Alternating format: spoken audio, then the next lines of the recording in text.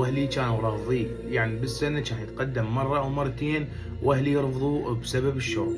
ورا ما صار عمري 17 سنة جو عالم وتقدموا لي، ولما تقدموا لي اهلي وافقوا وقالوا لي لو هذا تاخذيه لو بعد ممنوع عليك اي زواج. نخليها بين قوسين، يعني انجبرت انه اخذ هذا الولد اللي تقدم لي، واني قلبي وروحي وعقلي ويا من؟ ويا حبيبي الاول. اول شهر من زواجي كانت الحياة وردية، واهله يموتون علي وهو شاهدني بالصلوات. ورا الشهرين تغيرت الامور بالكامل، من ضرب، من اهانه، من سب، من شتم، الى ان وصلت بي المرحله اروح لاهلي زعلانه بس يجي واحد من طرفهم اهلي يرجعوني البيت زوجي، على ابو بيتك ولازم تستقرين وما عندنا مره زعلانه الاطار الشرقي، وعلى ابو شي يقولون مطلقه ومن هاي الامور الى اخره اللي نعرفه كليتنا. قمت اطلع زعلانه اكثر من مره. انسان عباره عن